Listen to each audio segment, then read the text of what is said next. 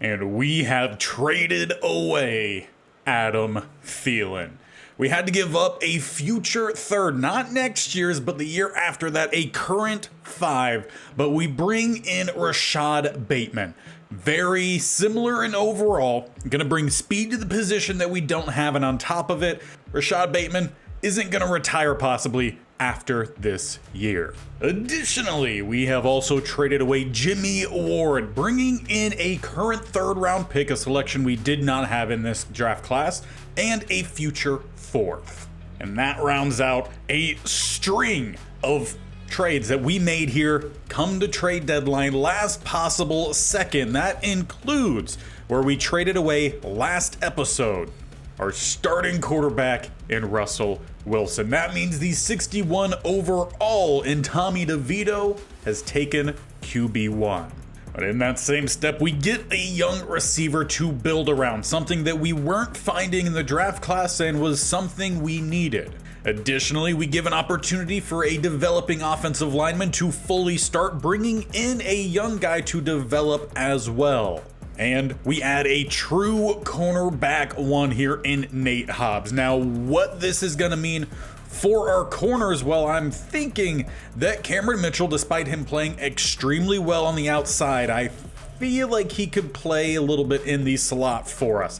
Give him time to fully develop. Some of that zone coverage needs work. He's got some good man press, not quite there. We have that with Benjamin St-Juste and Nate Hobbs. And for Sidney Brown, who's been playing that slot corner, well, he now steps into start at strong safety. So we get a lot younger, and we're going to see more development this year. So it's a little bit of a shock to kick things off in what might be the final episode of Season 1. We'll see how the team does as we are giving the offense to Jonathan Taylor. We'll give a little bit of some passing game to Tommy Devito. We don't want to rely on it, but we do at least add a new wide receiver 1 for him, someone he could build around, and who knows, maybe Tommy Devito ends up becoming the GOAT of this series. And in the first game with the new look team, it goes about as bad as it possibly could. 34-0. We barely managed over 150 offensive yards, though gave up over 450. Patrick Mahomes led the Falcons, 3 touchdowns. Tommy DeVito under 100 passing. He had a 37.4 QBR, 1 interception, 42% complete. Where the offense is supposed to run is through Jonathan Taylor. We switched playbooks yet again. Did not mention it earlier. Going back to the Marilevania, which again, supposed to be run heavy. 3.6 yards a carry. Joe Mixon near 6 and a touchdown. Not a good showing. And AJ Jackson, who just got the opportunity to start full time, he gave up 3 sacks in this one. Zeitler gave up 2, and Linderbaum surprisingly gave up 1. And really, the icing on the cake, we only had 1 field goal attempt, and Chase McLaughlin missed it. As we get into the next game, against an 8-1 Saints team, we actually have a chance to take a lead here. As it's a throw up top, we find Bateman. Makes it 4th and 1. They don't give us credit with that spot prior to the line to gain. But with kind of a lot riding on this game, just any sort of push for the rest of this season. 4th and 1. Offense stays out. Melvin Gordon, the running back, as it is down the middle and stuffed. A flag is down. Will this help us at all? Holding, it will not. Really could have used 1 with better blocking there, but 2, having Jonathan Taylor out there instead. Defense, we need a stop, as it's a throw up top, and it is broken up. Hobbs. He was acquired from the Denver Broncos, where we sent Russell Wilson. We'll see if that ends up panning out to be a good or bad choice, as Prescott rolls and throws away. He's 14 of 21 on the day. But it would seem like in some manner that Falcons game definitely woke us up, rivaling here against the 8-1 Saints. A chance to get off the field here as Prescott rolls, throws deep downfield, and tipped away. Benjamin St-Juste. 1-on-1 coverage. That's what we needed from the defense. And it's going to be our offense that ultimately is going to decide how things go. And as Melvin Gordon once again in the backfield here, looks like Jonathan Taylor at some point was probably injured in this one. 9 carries for Gordon. Now, that's definitely something we'll have to check in on. We don't have the depth behind Jonathan Taylor to rely on the rushing game as we were hoping to do. Gordon finds a little bit of some space. We'll make it a manageable third down here. But with 3 needed and Gordon just averaging 2.6 yards a carry, looks like we'll need Tommy DeVito. Or we try Gordon. Good blocking this time, and it's much more than the 3 yards. All right, well, that works instead. Not only does it keep this drive alive, but definitely improves the yards per carry for Gordon. As we go back to him. Yeah, great fill from the Saints defense. No gain. The little give and take as Tavai plus others meet him in the gap. Bunch down to the bottom, one up top. Now, one thing with this playbook is that when we do pass, we should see more from Hawkinson, who doesn't get much involved on this play, but Gordon didn't need it. First down rush. And if we control the clock here, as we're under 4.5 minutes, we could find a lead, giving the Saints no time to answer. That would be ideal as Gordon back down the middle picks up 2. So with clock management becoming a key part here, we're jumping out with the offense. Tommy DeVito. He has the opportunity to scramble around a little bit, which he will do here, though he coughs up the ball. Hawkinson dives in to regain possession.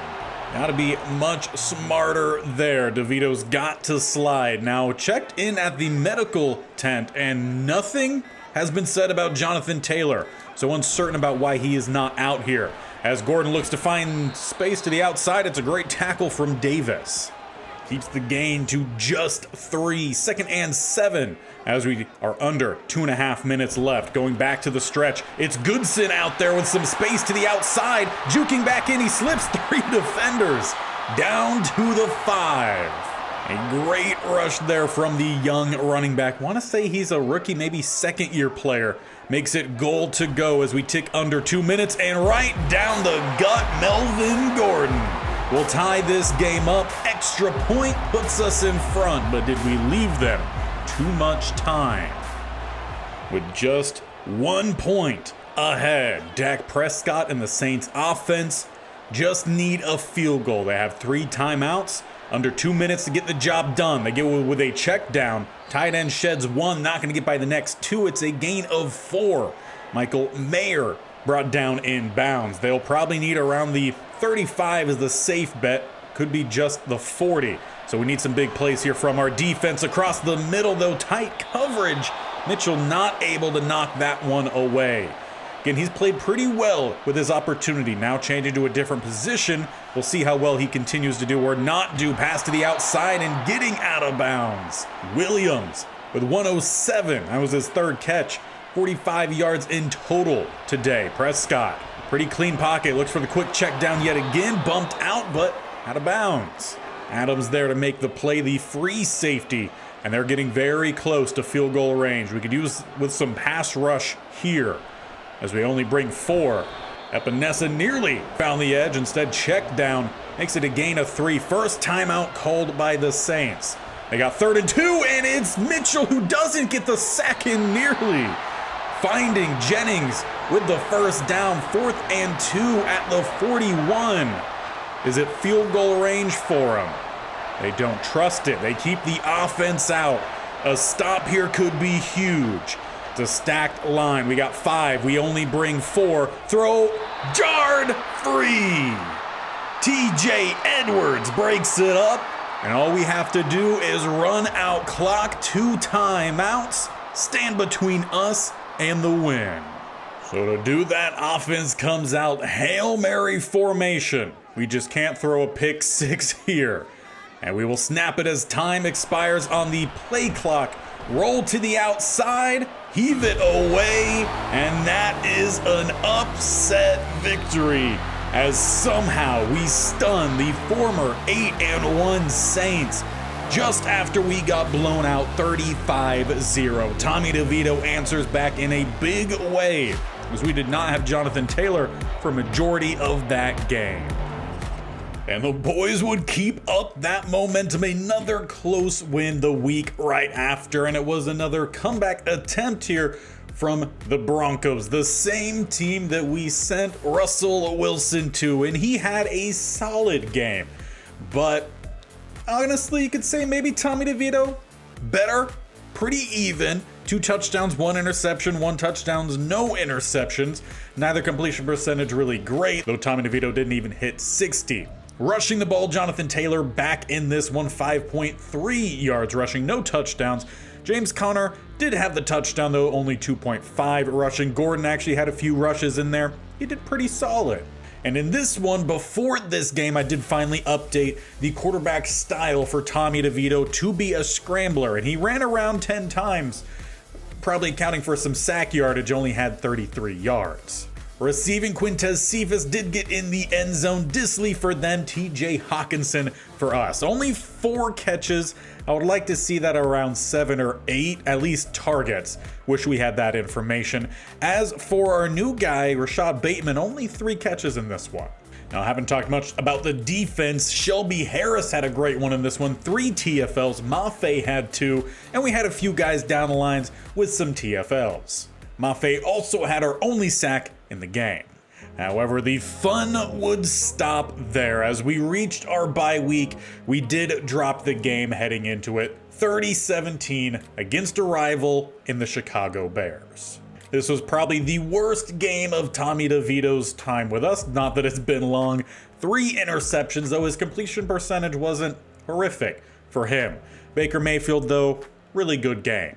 Rushing the ball, Josh Jacobs had a great game against us. Jonathan Taylor, a pretty solid game. We just didn't have everything else going around us to balance that out. Justin Jefferson over 100 yards and a touchdown. Rashee Rice was the next best on just 3. Rashad Bateman, 1 more catch than the previous game, but just nothing big from our offense yet.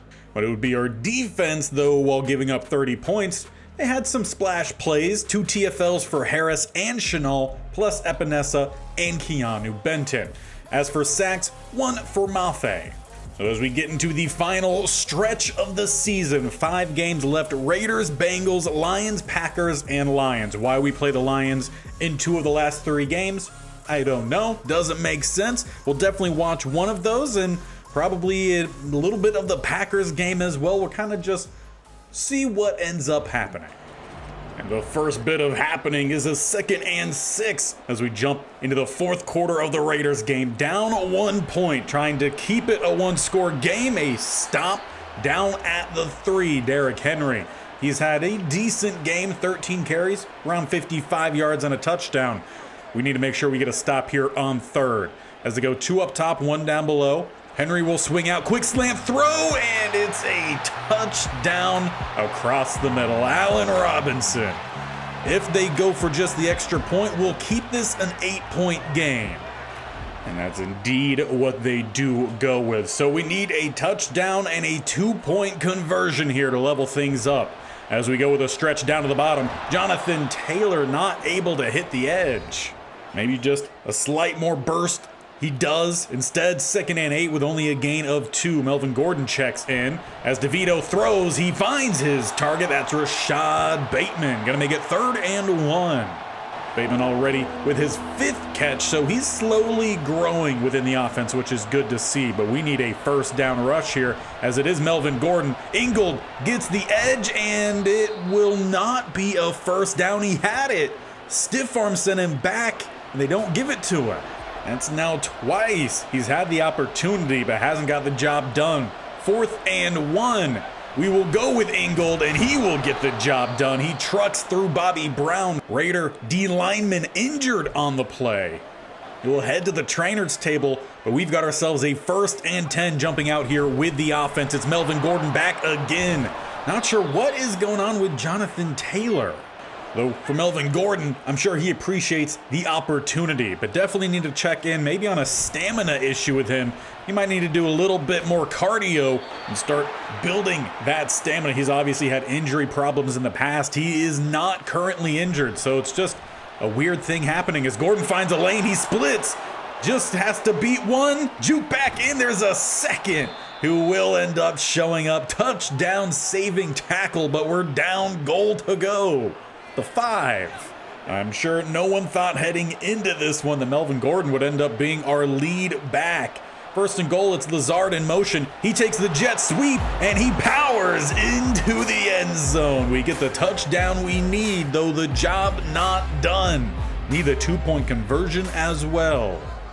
So for that, the offense stays on out. It's 2 to the left, 1 to the right.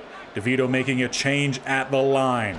He's got to find an option with a slant. It will be Lazard with the 8-point play to tie this one up in the fourth, 14-14. But with just under 4.5 minutes left, can the defense provide the offense an opportunity to take the lead? As it looks like they'll start with a handoff down the gut. Henry not going to get too far. The safeties tag team for the stop. Harris got there first. Sidney Brown cleans it up. It's a gain of 3 as they have 3 receiving options down below. They stick with a running game. Henry once again met by Sidney Brown. He's not afraid to take on the big running back, and I expect they go back his way here. 3rd and 1. We got the safeties down towards the line. It's a play action going downfield and finding their tight end. Dalton Kincaid with the big play. And I think he found that on Leo Chenal, if I'm not mistaken. 1st and 10 and plus territory as Tua goes up top for Derrick Henry. Met at the line. Benjamin St. Juste provides a pretty big hit. He's a big frame corner. This actually goes as a loss of 1. Do they go back to Henry here? No, use the play action. Pass rush, Keanu Benton forces the throw away. It's a 3rd and 11 at the 45. I'd imagine if they get anywhere close to that first down marker, it should be field goal range for them as we approach 2.5 minutes. They go with a halfback screen. There goes Henry. Forget about getting close, passing the first down marker. Down at the 31, keeping their drive going as they're letting some clock flow in between plays as well, taking their time so they don't need to rush. 2 across the middle and dropped. Drake London not able to hold on to that one. Now they go spread empty. 3 up top, 2 down below. Tua with the 4-man rush. This time he finds Drake, who gets down inside the 10. With a 2-minute warning to catch our breath, come up with a plan. We need to force a turnover here, at least just force a field goal attempt. It's Henry who gets met in the backfield, will gain about 1.5. Pretty solid day for him. Around 6 or so yards a carry. 2nd and goal as they got 2 tight ends up top, 2 receivers down towards the bottom. They'll go back to Henry. Chenal slows him down. Sidney Brown gets stuck in to help force him down. It is 3rd and goal. Big opportunity here for the defense. As they go back to Henry, Chenal and Edwards get the stop, but it's going to be a holding call backing him up, and we accept it. Should have declined. They go back to Henry. We still get the stop. All right, well, chaos averted here.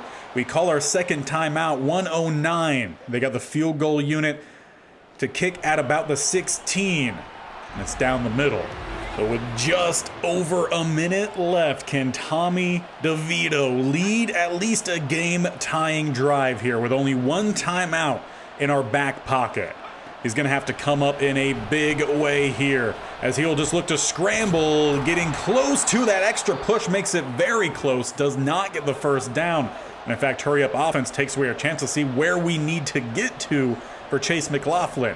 I would imagine around the 40 should be about his range. Halfback screen. Get it out to Taylor with some space to the outside. Could have used an extra block there. And we end up calling the timeout there at the 44. We need about 10 or so yards. I would say we could then try a field goal attempt.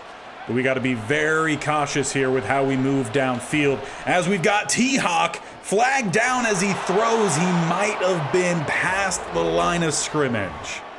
A huge blow there for the rookie as he was set up, and it looks like they have a line here at the 40. So we do need the opposite 40 because Madden doesn't know what side we're kicking the field goal on. As we've got Cephas towards the sideline, he gets the catch, and we are inside of the 40. Not enough time here, though, to get it off. We could have used that timeout. We had to call it earlier. We were right there, needed one more play to send it to overtime. Just couldn't get the field goal unit out there quick enough. It's a close loss here against the Raiders, 17-14. But we've got to give the boys props. They continue to bounce back here today and get a win in the following one, 17-14. So flipping how that previous one just ended. Now in this one, Tommy DeVito, a good game, but also really close to being one of his better games. 1 touchdown, 1 interception, but 81% completion. That is really good considering he threw 22 times. I will take that every time. Rushing the ball, though, we could have had a better game here from Jonathan Taylor, 3.9, not awful. Tommy DeVito did have an extra touchdown. It was rushing the ball. And this is the stat line we need from TJ Hawkinson. 7 catches, 90 yards. If we could get a touchdown there, all the better. But as for who did get the touchdown, it was the backup tight end in Max Williams. Well, that leaves us with 3 games left, all of which are divisional, but it's not against all 3 divisional teams. We've already finished the Bears games. We have 2 against the Lions and that Packers game in the middle, so we'll see what happens, but it will not be for any sort of play-in for at least winning the division, and I doubt the NFC has been this bad. And in fact, you got to go all the way down to 12th here in the Commanders to even find the next 9 lost teams. So unless all these teams lose, which really can't happen, we're just playing for the last couple bits of XP. Well, we'd have another great opportunity here in the first Lions game where we start 4th quarter here to play action pass on 2nd and inches, finding a first down, pushing forward and getting close to the 30. Lions already up in this one, 13-6, so stop here from our defense could give us an opportunity to maybe shake up top of the NFC, though a great play once again. Chris Godwin back to back, and of course we're playing against Brock Purdy here, the one and only other quarterback that really would make any sense for us to use in this series that would not be a drafted quarterback if we were to be lucky to get one. That would mean we would have to trade a whole lot to a division rival to get a really good quarterback. Do we end up doing that? Well, it's going to depend on what we end up getting here in this series and throughout development. As Purdy is just chilling in the pocket, he eventually unloads, looking for a first down, pushing forward and getting it done. Robinson Jr. down to the 8. Makes it goal to go as they go tight, single back set. Haven't seen much in terms of pass rush of late. We've had a couple guys get some sacks here and there, but consistency with that group has not been the case. Keanu Benton started the year off really well, and interested to see what his stats look like come the end of the season. Maybe a defensive rookie of the year, who knows? That would be fantastic. As Purdy, he's looking to scramble, looking for the pylon here, though gives himself up with 4 incoming Viking defenders. But with a 3rd and goal then at the 3, bunched down to the bottom, 1 up top. They hand it off. Robinson stuffed down the gut. TJ Edwards. He's done that a few times. But the Lions not giving up. 4th and goal. They keep the offense out there. With a bunch down to the bottom, 1 up top. They go back to Robinson. Cut back. Gets it on the 2nd effort. And with that, it's a 2-score game here late. And we're really looking for the dagger on that one. Could have settled for a 10-point lead, instead 14-point lead as we are under 4 minutes left here in this one. Cephas, though, he gets a break to the outside. Ball gets there a little bit late. Still gets the catch out of bounds, but that could have been a big strike. Gonna be hurry up probably from here on out. Flipping the bunch side, sending it to the right. As we've got a wide open Gordon, he's getting out there a lot. Tried to find the back juke, couldn't hit it, and now A.J. Jackson limping on the field. Not a good sign, as he will eventually work his way to the locker room. That will bring out Trevor Penning, one of the guys that we acquired via a trade. Coming across, though, we've got a guy across the middle. The throw is behind. That's going to get picked off by Forbes, who's looking for a lane and finds it. Gonna be a pick 6 when we were looking at adding a touchdown on the board. That is the killer. Both teams would end up tacking on some more points, but ultimately this one went to the Lions. An opportunity sat in front of us to start the 4th, but we just could not convert a couple key plays, losing this one 30-12. How about a little something positive when it comes to our division as we jump in here towards the start of the fourth quarter against the Packers? We are up 21-7, a flag down as we look to go with a stretch down to the bottom. It's holding. Gonna back us up. But I definitely think that we're just seeing a heavy rotation when it comes to the running back spot because, again, seeing a lot of Melvin Gordon here late in the games. I think this offseason got to work on the stamina of Jonathan Taylor as Tommy DeVito looks to scramble. He ends up picking up 2 of the lost yards. I believe, again, that is due to the change of switching him from the balance to the scrambler archetype just because that is what his skill set is built upon. Melvin Gordon down the gut, pushing forward. Gonna make it a 3rd and 3. That carry about a gain of 10. As we go trips up top, 1 down to the bottom is Max Williams. Hard count, no one jumps. DeVito with just a 4 rush. He goes to Gordon who spins and this time converts the first down. Though very interested to see what happens come this offseason with the backup running back spot. Melvin Gordon has received a lot of carries. He's on the older side, set to regress if not retire. Though there is a player in the draft I have some interest in. Might be a high upside, low gamble type of player. But we have a 3rd and 4 here. Let's keep with the present. 2 up top, 1 down below. DeVito with a blitz. Goes up top and through the hands of Rashad Bateman. We haven't seen much from him yet, but we haven't watched too long of these games. 4th and 4 here. Early movement, right guard. He backs up too quickly and he starts running off the field, as will we. With a great punt from Santoso, Packers starting back inside their own 5. Would love to see some big plays here from our defense. Haven't quite seen that so far today. No turnovers. I don't think we've seen a sack. We've seen some good run stops though. That linebacker group, by far the best on this team. We've definitely got some key guys in other groups. Some others pretty light, but that group should be good throughout. 2nd and 9, we got a free rusher as they set up the screen to perfection. Gonna be a 1st down and a good little bit more, going from around the 6 to the 23. 1st and 10, bunch down to the bottom, tight end at the top of the line for Herbert. With an easy throw on the drag, gonna find their tight end, picking up yet another 1st down, gain of 12. Okonkwo, of course, one of the highlights of our offensive playbook that we're using here, formerly of the Marylavania States Only Challenge. Back to him, another gain of 15.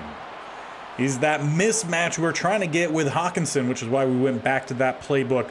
We've seen a couple big games from him, but not as consistent. As Herbert throws on the run, it's a dot to Flowers. As they're down to the 33, about 3 minutes left. Only we bring 4. Overthrown. Press coverage able to just mistime that timing. Guess that works. 2nd and 10, Herbert dumps off, caught, breaking the tackle, picking up the 1st down, breaks through another couple before falling down at the 18. Into the red zone here.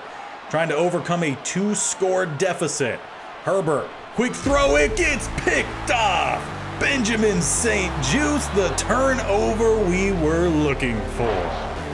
And it'll end up sealing this one as well. We get a win over our biggest rivals, if I'm not mistaken, splitting the series 21-7. Finally got to see a little bit of some defensive action in this one.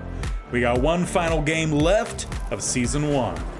And with this being the final game of the season, we will start at the beginning of the second half rather than the fourth quarter, though we will jump through if we're not moving around. Cephas, though, he gets moved around in a big way. Body slammed, just goes for a gain of 3. Haven't seen too much from him. Again, that 3rd receiver not as big in this. Going to see other tight ends as the ball pops free. Tommy DeVito will end up getting on top of it for a 3rd and 13. With trips down to the bottom, Tommy having to roll towards the top, then looks back down towards the bottom, finding a wide open target. Is Tyler Johnson? I can't quite remember the first name. First time really seeing him out here. I think it's Tyler Johnson. But a great job from Tommy to keep those eyes downfield. 1st and 10 into plus territory as we go Melvin Gordon, who gets stopped down the middle. Now, before this game, I did mess with the auto subs of that running back group to try to keep Jonathan Taylor out here a little bit more often. Does not quite seem to have worked. Essentially was trying to keep out Taylor earlier in the game to keep him in later in the game. As it's a 3rd and 5, it's a shot downfield. Johnson not able to break away, though he came close. And this is an argument I'm glad we're seeing here in the final game here. Should we start some of these younger, more developmental receivers? Johnson making a case here today, or at least so on this drive, as he gives us goal to go at the 5. As we go, Gordon, a little bit of some lead block, overruns it, gets us down to the 2. But definitely a strange situation here with Jonathan Taylor. Not injured, as we've said throughout every game we've watched. We're just seeing a whole lot of Melvin Gordon down to the inch line. And we just need to make sure we knock it in. But doing it from a shotgun set here, 2 spread either side. It will be a pass, as it's a slant caught touchdown. Kenny Golladay, one of the few times he's been out here as well. And it's a fantastic way of starting this second half, drawing us back to a touchdown game. But we need to stop from our defense. A throwaway on 1st down, throwaway on 2nd, 3rd and 10, throwaway 3 straight plays. That is a stop from our defense. We'll get the ball way back at the 1. That's concerning. And of course, if things are concerning, we're gonna watch. We're actually at about the half-yard line. Goal line form out here. It's a good thing we got a strong interior. Gordon has to hit that a whole lot harder and quicker. We had plenty of lanes. We'll take the gain of 6, a little bit of some breathing room, but it could have been better. Trip set up top. Tight end Max Williams to the bottom as we go back to Gordon. Slot slipped, pushing shy of the 1st. 3rd and 1. It's just been his ability to finish that last half yard or so has been a little bit of a concern for our backup running back as Devito goes up top. Max Williams toe taps at the 16. Really fancy 1st down there considering we are still inside our own 20.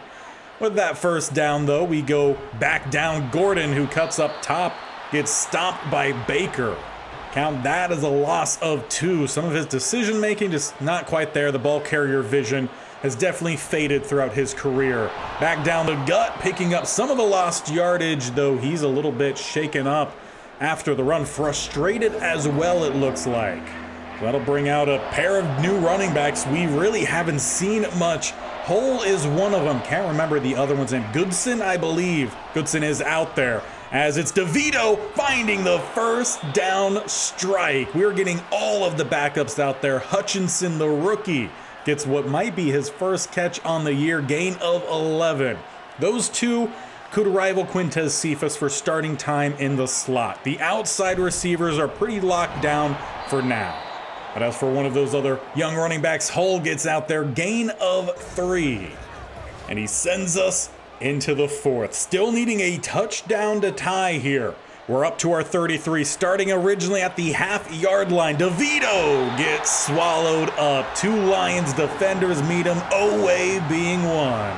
And of course, Owe, a big name on this channel, part of 2 different franchises, both of which won a Super Bowl, Panthers and the Marylavania. DeVito lofts it out. That's Max Williams turning up, making it a 4th and 5 at the 35. Now for us, there's no negative if we lose this game. For the Lions, there could be. So 4th down, offense stays on out. We send Ingold in motion. Looking for a pass right across the middle. Max Williams gonna complete what he started last play.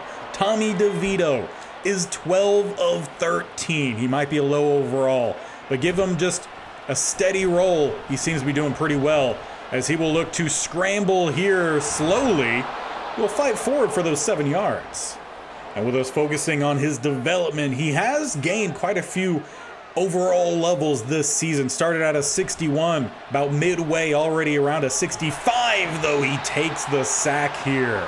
3rd and 6 with that big hit as we go 2 up top, 1 off the screen down below.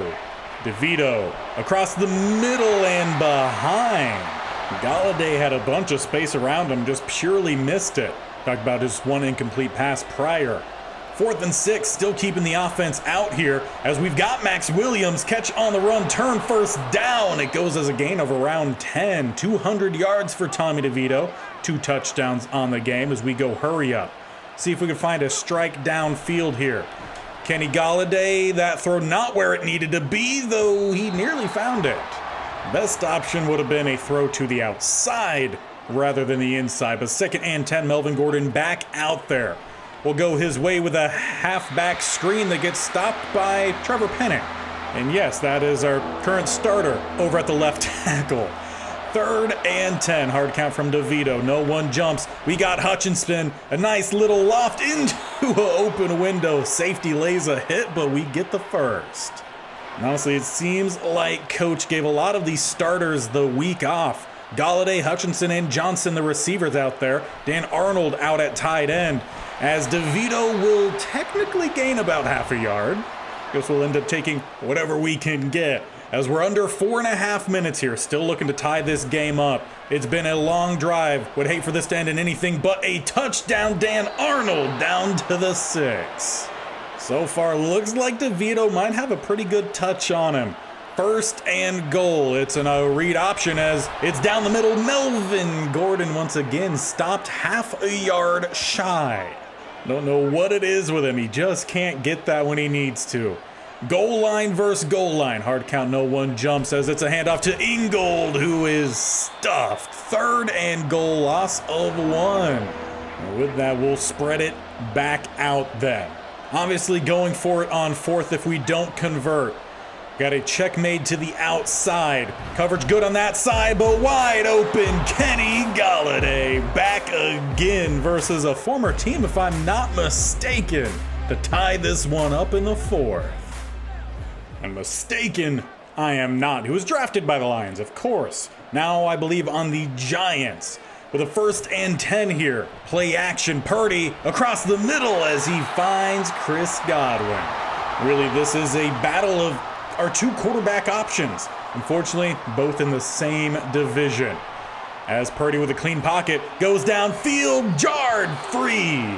Number 32, another one of the younger cornerback options. We've got the young guys out here, and they are making plays today. I gotta love to see it.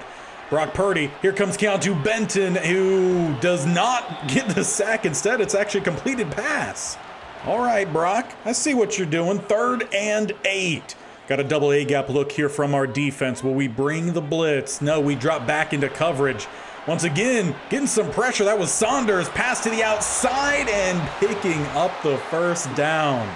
As we hit the 2-minute warning there as well. Love the second effort there from their receiver. As they look to pass, Purdy finds a dump off Robinson. Picks up a gain of 8. Brock Purdy, 23 of 30. 2 touchdowns, and they could use another to go back up in a safer margin, though. Obviously, we won't want either a stop or to force a field goal. Robinson gets the first. Seems just as much as Melvin Gordon struggles to pick up that last half a yard. Robinson has gotten it. 1st and 10, they hand it back off to him. Down to the bottom, he breaks through 1. Going to be a gain of nearly 20. They're going to mark it a gain of 19, down to the 22. We call our first timeout, 1:07 still on the clock. As they hand it back off Robinson, not going to get far. Want to say that was Henningsen? I believe another one of those young developmental guys we have on this defense. Got a lot of them. Stretch up top, Robinson comes up 2 yards shy. With our final timeout called, we could really use with a stop here. Down the middle, cutting and not getting the first down. We will get the ball back, but with how much time? It's not going to be much. Maybe around 10 seconds, no timeouts, as Justin Tucker, the kicker, will kick this about 15 seconds left down the middle. So with 1, maybe 2 plays left in the season here, if we cannot find a touchdown or a field goal to tie. Play action, Tommy DeVito. As he takes the sack instead, Isaiah Foskey ends the season. Just could not get enough blocking. Most of the receivers really far downfield. Not sure DeVito had the arm strength for that. But the team kept fighting throughout the year despite obvious weaknesses we need to address come this offseason. We struggled in division. Hard to do much when you don't get those wins. But some promise for sure. Well, that brings us to a close here, season 1, with a 6-11 record, though 5 of these losses were within at least one score of winning, if not tying, sending it to overtime, and then who knows, maybe getting a win. So 6-11 could have very easily been flipped if we just had a couple more plays made, and perhaps some of these young guys that made plays in the final week are the answer. As for end of the year stats, we finished with the 24th ranked offense, not surprising, and 6th ranked defense. So again, I feel like that's pretty Vikings football, but some work to definitely do. Tommy DeVito, not an awful season considering where we started with him. 12 touchdowns, 11 interceptions, could clean that up. 61% completion, threw for just under 2,000 passing yards. As for rushing, Jonathan Taylor, we didn't see much of it. For that, I have no idea why. But he still ran 831 yards. He averaged 4 yards a carry, 4 touchdowns. He did have a fumble. We saw a lot of Melvin Gordon. Those carries split a lot more evenly than what I was expecting to see, that is for sure. But Gordon honestly didn't do awful. Tommy DeVito did have an extra rushing touchdown and 2 more fumbles. Hull had a rushing touchdown as well as Goodson, and Allen Lazard had one, plus the fullback in Ingold. As for our leading receiver, it is indeed Allen Lazard. We were planning for that to be TJ Hawkinson and Adam Thielen. Things didn't quite work out. We ended up trading Thielen for Bateman, and he finishes with around 600 yards. Offense not exactly formatted, if you will, to have the most success with this receiver group. So we'll definitely work on that in the offseason, try to get the best out of the opportunities that we have in front of us. As for the offensive line, now AJ Jackson ended up being injured for a good little bit there at the end, so his numbers could have been worse. But across the board, not too bad. Trevor Penning, not sure how many of these sacks he came in with when we traded for him, but he was a developmental guy. And even then, not completely awful. Defensively, though, TJ Edwards, the leader of the interior of our defense, 116 tackles. He had 6 tackles for a loss, though double that for the top 2 TFL earners, AJ Epinesa and Keanu Benton. He had a really good start to the year, kind of faded when it came to the sacks. Mafe led us with 6.5, Benton with 4.5, Epinesa 3.5, Gibbons with 2, and then a few more down the stretch. So we could use a little bit more consistent pass rush, that's for sure.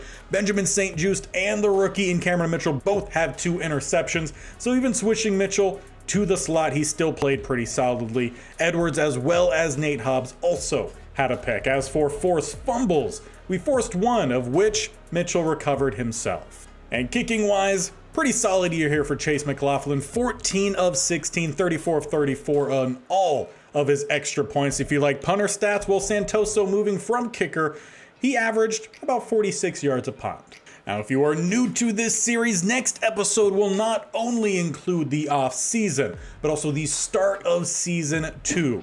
We've pretty much, I think, made a majority of the big trades that we can, outside of Brock Purdy, which we talked about, which we'll see if that's a decision we have to make, or if we continue to let Tommy DeVito lead this team. It's going to depend on what future draft class might look like, and maybe we end up pulling that trigger in season 2. So make sure you stick around, hit that bell icon in the bottom right, or scroll down, hit the sub button. They both do the same thing, and definitely tap the bell icon so you're notified when these videos go live. This series every single Tuesday and Thursday, Monday, Wednesday, Friday, the Superstar mode, though that one is coming to a close, but will soon be replaced by College Football 25. So stay tuned for the start of our dynasty.